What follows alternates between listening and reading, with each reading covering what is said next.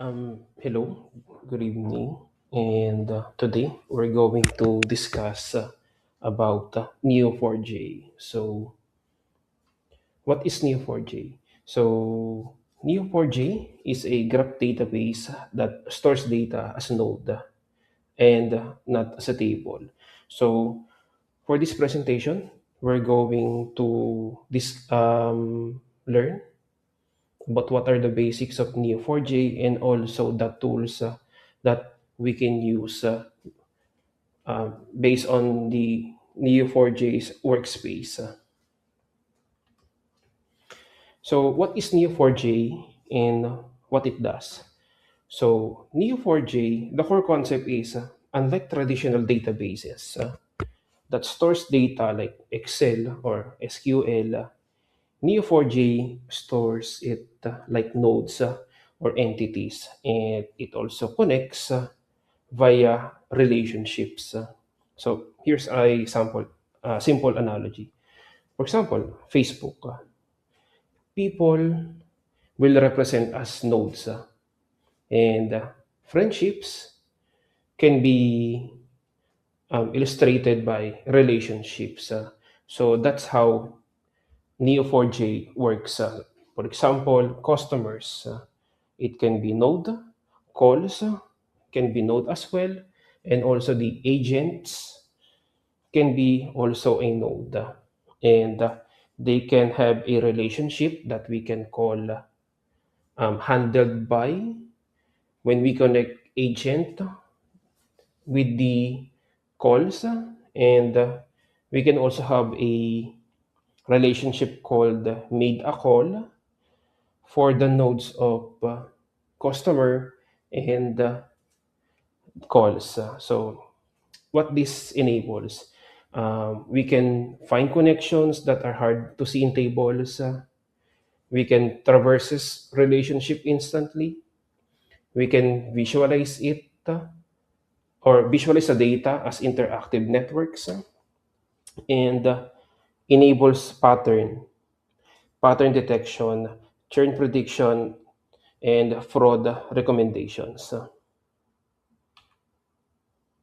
So, how can we relate our work, or what is the specific benefits that Neo4j can offer? But on our first example, the problem is reports show individual call but miss patterns in how agents handle specific scenario. So how does the Neo4j helps? It can identify agents, it excels at specific combination. For example, Alice, who resolves 80% of billing calls, while the others like Charlie struggles with technical issues. So we can determine who can be we target on the training instead of a generic.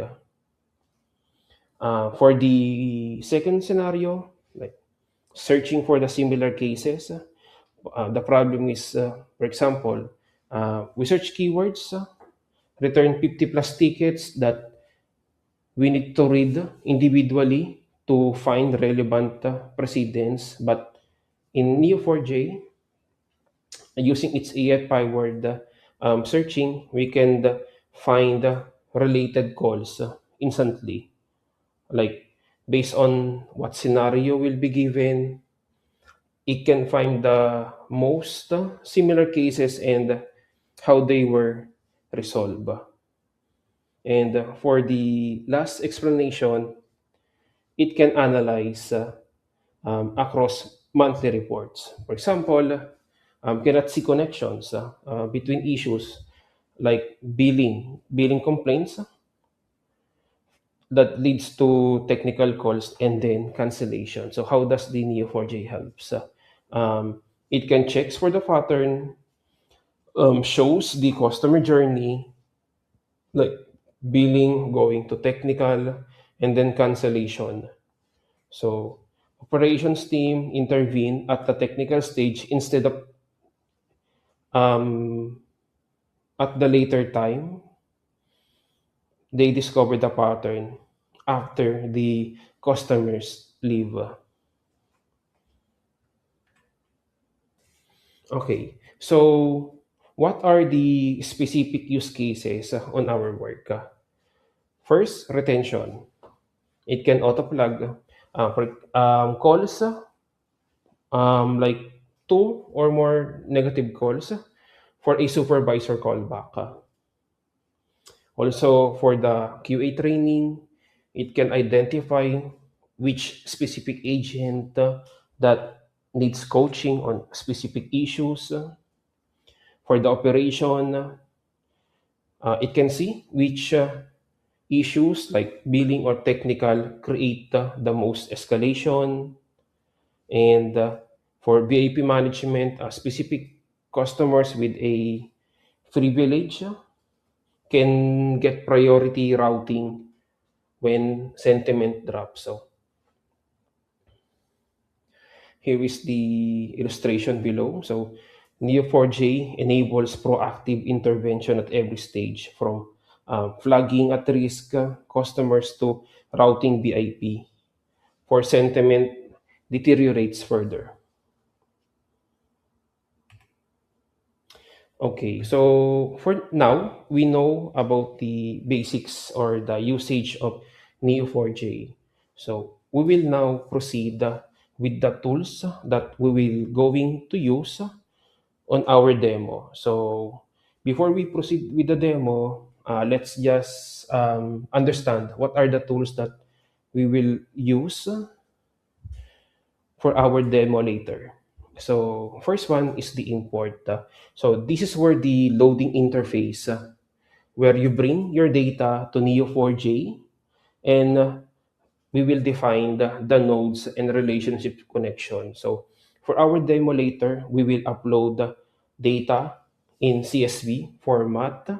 We will create nodes. We will assign relationship, and then we can visualize the um, the illustration or the data for each connections. The second tool that we will going to use is the instance. So it is the server that will run our nodes. It runs our processes. It connects for the query and for the Bloom, and also it hosts our graph database. Plus, also it manages the backups as well and scaling. Next tool is query. So for the query, it is a text-based interface, like we are going to write our query to see the result. So the Neo4j uses Cypher query language for the purpose of built for asking questions and about relationship. So what it can do, we will write the cipher code. We can view the results in table format, raw data format, and also graph format. We can test it and check the results.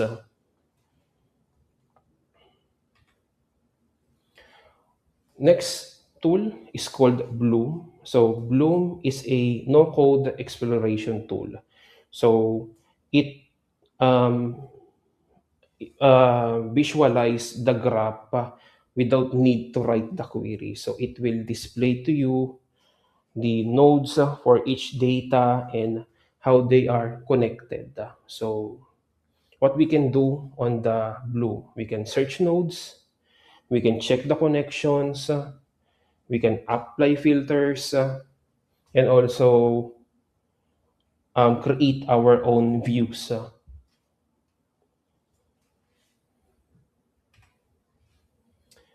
Next tool is the AI agent. So this is the AI agent where we can add our prompt and align it with our data, so that when we ask some questions on our AI, it can provide the result on the nodes and provide the realistic answers on our questions. So what the steps that it can do is like we can ask the question, the AI will translate it to Sniper, then runs the query on our nodes and then return the answer. So the AI, it bridges the gap between business and the database. So no need to technical knowledge, just ask the question and it will return the answer. The next one is project collaboration. So Neo4j offers project collaboration as well, where we can share our projects with our coworkers. We can share instance, model, and other features as well. Yo. So for our demo presentation later, we will tackle about the step by step on how we use Neo4j, starting from the import until the collaboration. So yeah, that's it. So we know about the basics about Neo4j and the tools that we are going to use. And now we will proceed with the demo. Thank you.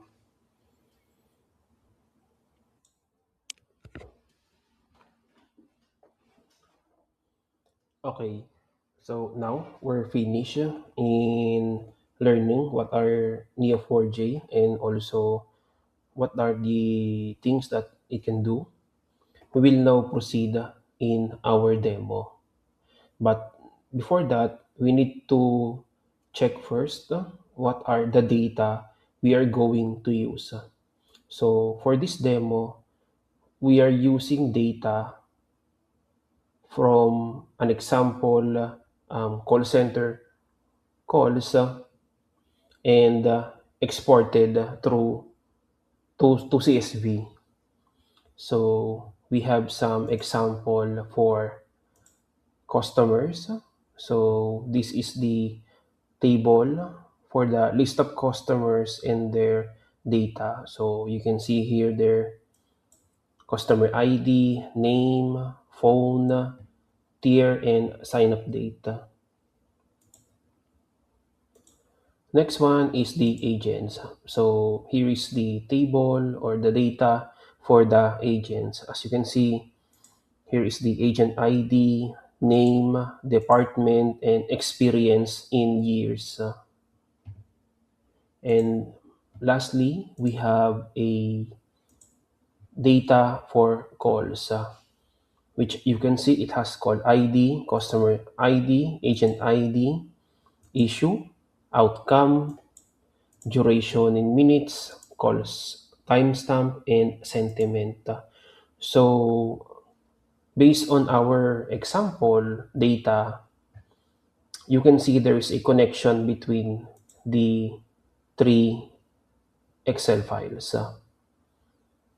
So in the calls table, there is a connection represents by customer ID and call ID. So these are the connections needed so that we can add relationship between nodes in Neo4j. So now we're done in explaining on the data that we will use. We will now proceed on Neo4j. So to start, you will just go to neo4j.com and click the Get Started. Once click, it will guide you on registration and login process. And after that, we will enter the Neo4j workspace. So here is the setup for the Neo4j after you log in. So based on our presentation earlier, here is the tools that we will use. So for now, we have a instance, import, query, and Bloom plus the AI agent. So we will proceed first with the import. For the import, the first thing we need to do is to select a data source. Yeah. Once you click the new data source, it will provide you list of data that you can use to import. But on our presentation or demo, we will use CSV format. Select the three data that we show earlier and click open. Wait for a minute, and then here is the CSV file that we imported. So here's the agent, here's the calls, and here is the customers. So you can see here their column ID as well, and their sample data for agents and for the calls and for the customers. After importing, the next thing we will need to do is to select model starting point. So we will select generate from schema since we use Excel for this. So just click generate from schema, and while waiting, here is the sample illustration for the CSV file. So now we have a nodes for the agents, which you can see the details here, for the customers as well, and for the calls. After the import and preparation for adding the relationship between nodes, here are some things that we need to do first. For the first thing that we need to do is to provide a proper name for each node since it will be used for our query as well. So for the agent CSV, instead of agent CSV, we will rename it as agents. I mean just agent. It's okay now. Next one is for the customers. Instead of customers, we will name it as customer. And then for the last one, instead of calls.csv, we will rename it as calls. Okay, now we're done in providing a proper name for each node. Next thing that we need to do is to arrange them. So we have our goal on how the data will be used so that we can also arrange them properly. But the arrangement of node is not totally required, but for the presentation, we just need to arrange it so that we can understand it more as we go along with the other demo. I mean, other explanation. So, first thing that we need to place below is customer, since the customer will will have a call. So the calls node will be placed here, and then once there is a call, agent will handle it. So this is the good representation of our nodes. And once we provide the correct the right or what we want the organize for our nodes, the next thing we need to do is to provide or specify what are the ID for each node. So let's start for the agent. The ID that we will need to assign for this is agent ID. Next one is the calls. So the ID that we will need to assign for this one is the call ID. And the next one is the customer ID. So as you can see in the sample data, they have ID. So this is the customer ID, and this one is the agent ID, and this one is the call ID, which is we set for each one. Okay, now we're done on organizing our nodes. We're also completed assigning the ID for each node. The next thing that we will do is to provide a relationship between each node.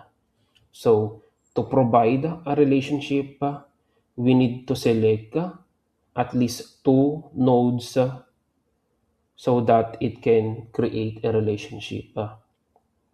So the first connection that we will create is customer and calls. So that let's just click the customer and in keyboard press control and click for the calls. So both of them will be selected.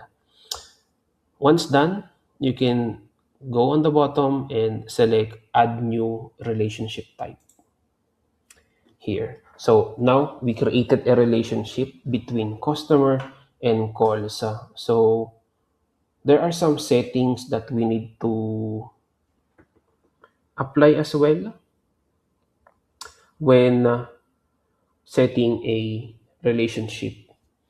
First one is the relationship type. So if you hover on this information, it says that we need to provide a name that describes the relationship between two nodes. For example, person and address, so it lives at. So for this one, since we have a relationship between customer and calls, the proper name that we can add is made. So here, who are the customers who made calls? Yeah, like that. And the next thing that we will select is the properties and select the table that we will connect to. So for this one, we will connect to calls. And the next thing that we will set is for the ID columns, customer ID, and call ID. Okay, we're done setting connections between customer and calls. Next is we will going to create a relationship between calls and agent. So for that, we will just click the calls, control click for the agent. So both of them will be selected. And then click add new relationship type. So we have a connection now between the two nodes. Then we will proceed on creating the relationship type. So for this one, since it is a connection between the calls and the agent, so the best relationship type that we can add here is handled by. So it means that what are the calls that handled by this agent. So that's the good example for it. And the connections for the properties, we can select the calls.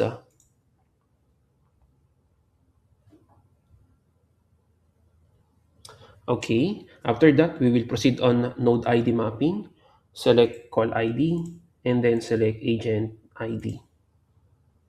Okay, all right. I think we're good now in creating the relationship and nodes after we import, the next thing that we need to do is to create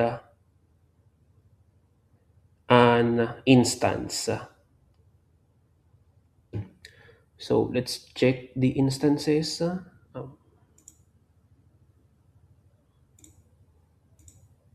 Okay, let's go back to the import and check it first again.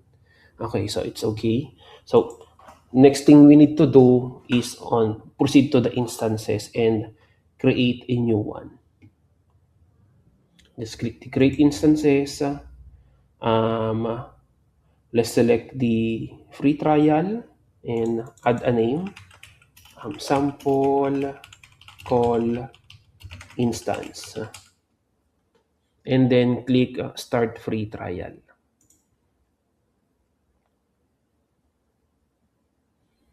Okay, now we're done in creating the instances. Let's download the credentials and continue. And wait for a moment, for a couple of minutes while the instance is being prepared. So for the meantime, let's stop the. Okay, now we're done in creating our instance. Then let's go back to our import. Okay, now we're done with our import. I mean with our nodes and relationship. The next thing that we need to do is to click run import, and then it will select the instance that we created earlier and proceed in clicking run import.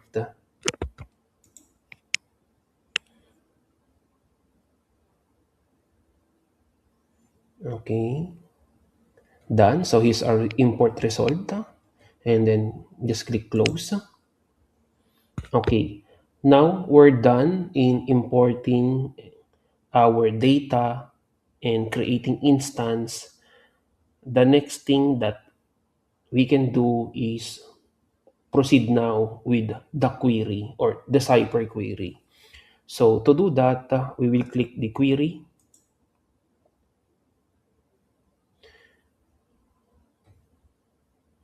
connect to an instance, yan, and click connect.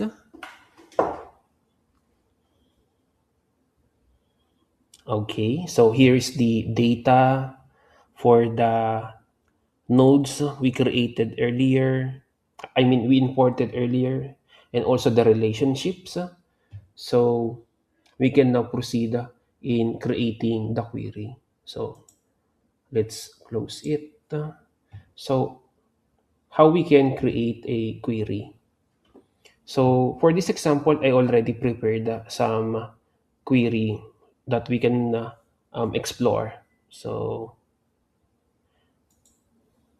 okay, so what I have now is 5 example of query with goal or business purpose. So before we start um, using it, let's check what the query looks like. So as you can see, for the Cypher query, it has a functions for the match, also with the where you can add some specification on the data that you want to retrieve, and it also have a return. So it is very different on a typical query like SQL, where you have a select, joins, selecting columns. Here we are using match and return, and adding some where for filtering the data. So okay, so we can start now with our first example. So our first example is we need to identify customers with 2+ negative sentiments call to flag potential churn before they cancel. So we just copy the query, go back to our Neo4j and paste it, and then click run. Okay, so as you can see here, we have different sets of customers together with their tiers and how many negative calls they have. So as of now, we have four and two calls that now is at risk. Let's proceed with our next example. For our next example is finding which agents are best at resolving angry or frustrated calls. So this one is used for training and smart routing. So just copy the query, paste it here, and click run.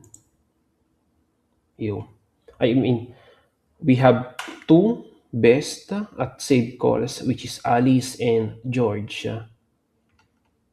Proceed with the next example. Spot gold slash platinum customers having a bad experience. So let's copy the query and then paste it here.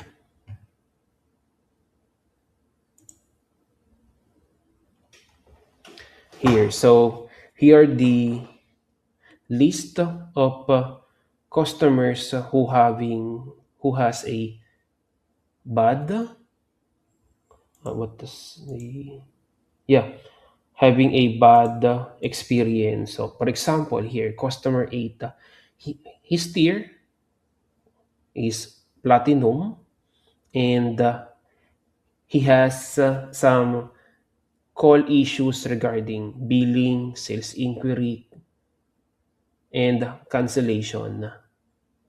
So the sentiment shows that he became frustrated, angry, and what are the outcomes? It escalated and unresolved.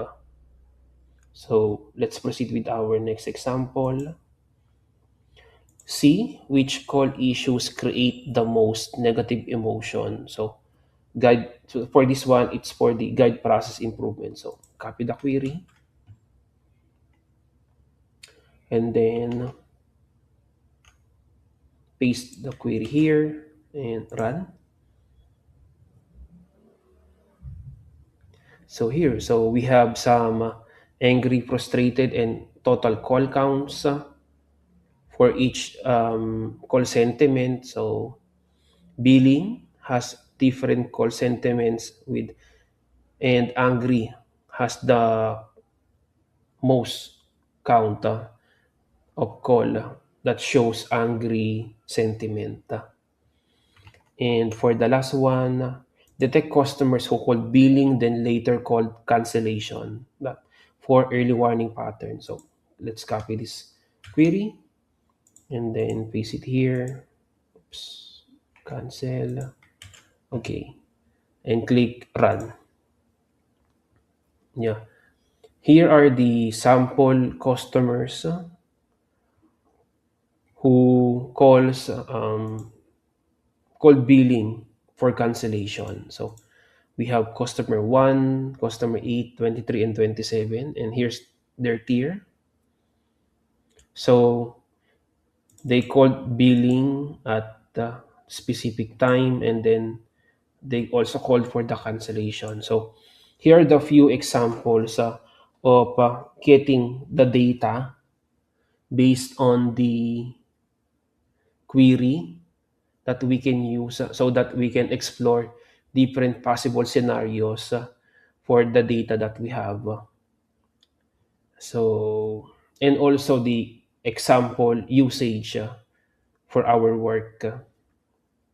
So, as you can see here, we only see an example for table and row, but don't have a example of graph.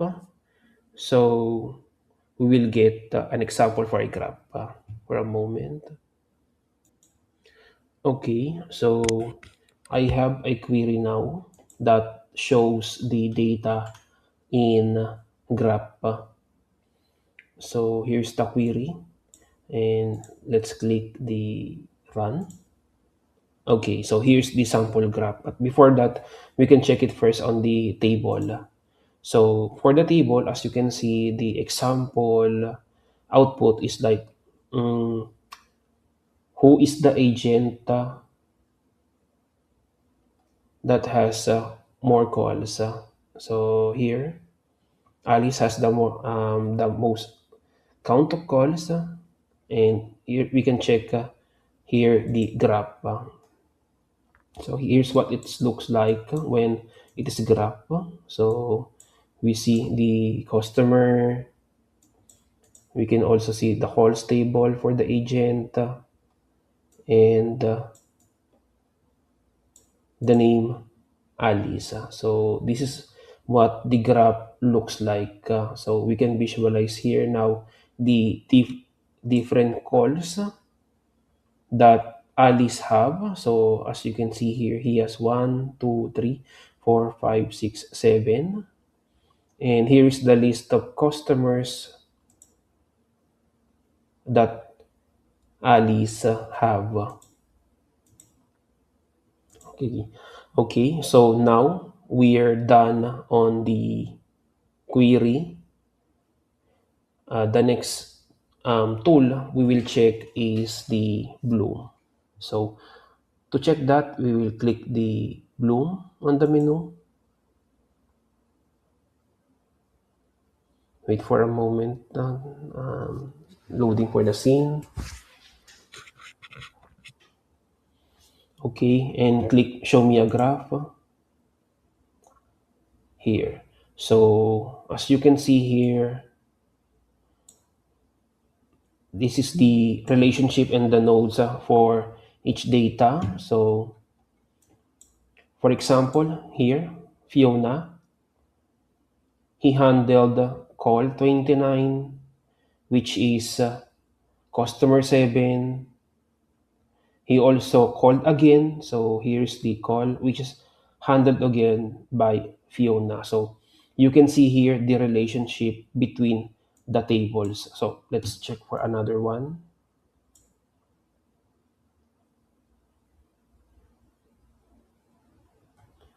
And here, for example, Alice handled multiple calls, and this call is made by customer number 14. So this is what it looks like when we're on Bloom. So what can we do here? Um, you can search. You can search for the agent. We can search for the name. Let's type Fiona.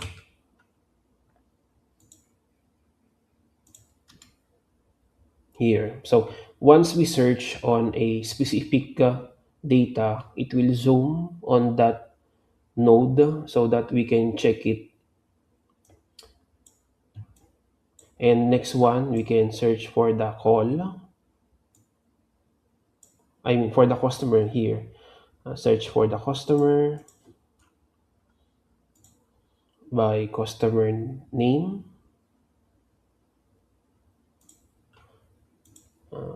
Let's click it. Wait for oops. Customer 17. So let's try to type it. Customer 17. Oops. Here. So it will focus on that customer as well. So here's the look for the Bloom that we can explore and check its structure based on the call, the agents, and the customer.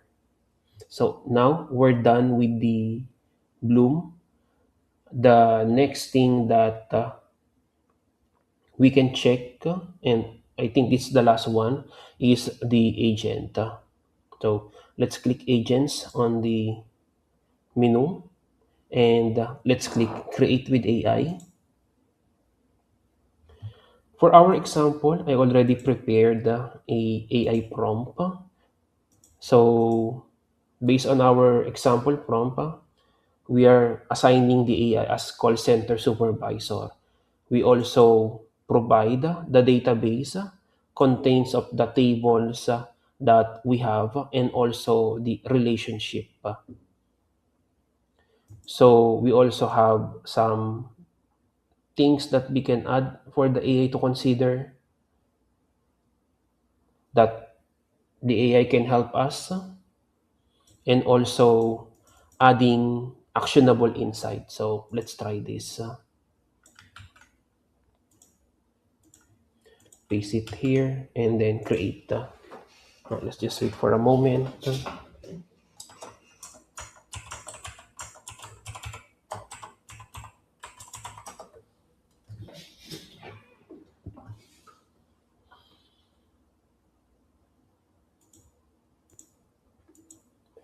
Okay, we're done in creating the AI agent for our example. So as you can see on the settings here, we have the description, the prompt instruction, the name of the AI, and also access rights. So for now, we can use internal, but it has an option for an external call as well. So for our example here, we can try the example on our query too. So here, so let's try the at-risk customers. So instead of query, we will use the natural language for our AI, since based on our explanation earlier, the AI will get the inputs and then turns them into query, then provide us the correct um, answer for it. So let's try the first one. So identify customers with two negative calls to flag potential churn before they cancel. So instead of query, we will copy the goal and business purpose and then try it on our AI. So paste it here.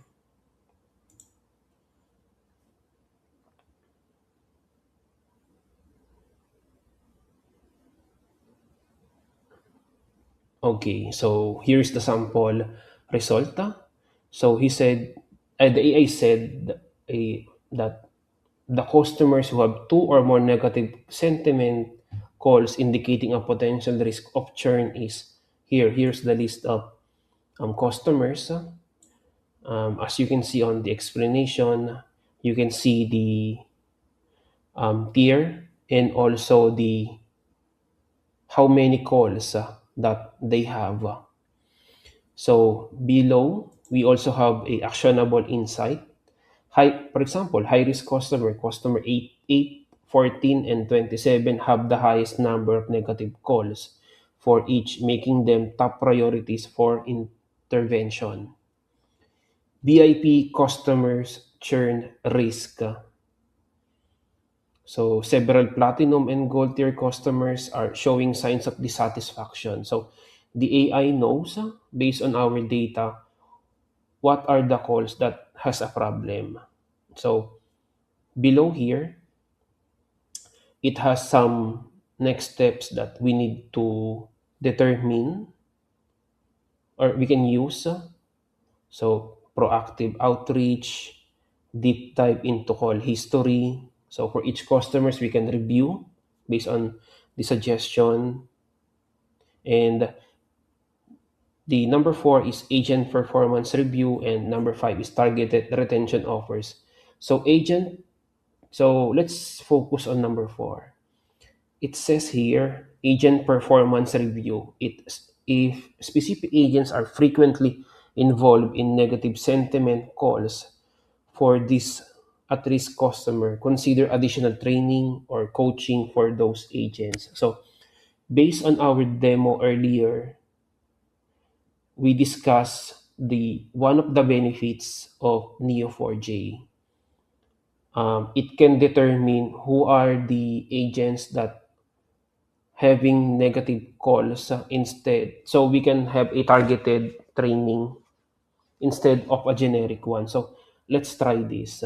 So can you tell me which agent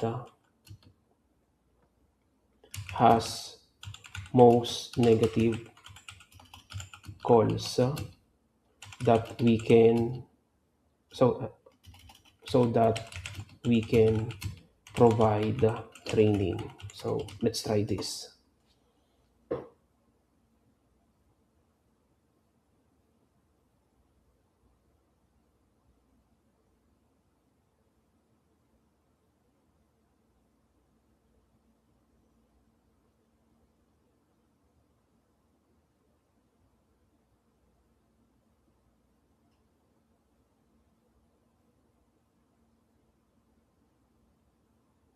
So here, um,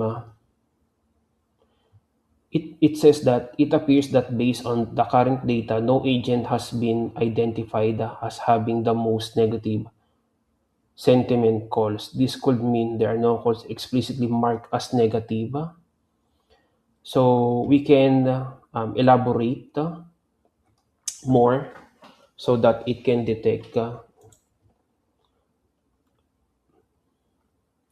You can base on the sentiment, which is for the sentiments we can check here.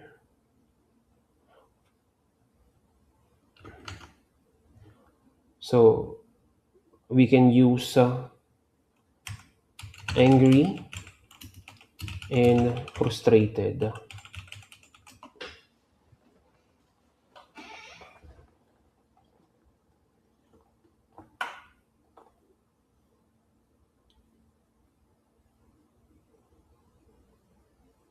Here, so based on calls with angry or frustrated sentiment, the agent with the most negative call is Hannah. So the Neo4j AI determines who is that person, and he already provide actionable insight. So he can have targeted training opportunity and identify the root cause. So he also provide the AI also provide next steps that we can use for HANA. So we can add review HANA's call, one-on-one coaching, and the escalation training. So yeah, that's it for the AI. But we can add more example. So I have questions in here. Let's try this. Show me customers who called about billing, then later called about cancellation. So try. Let's try this. Copy and paste.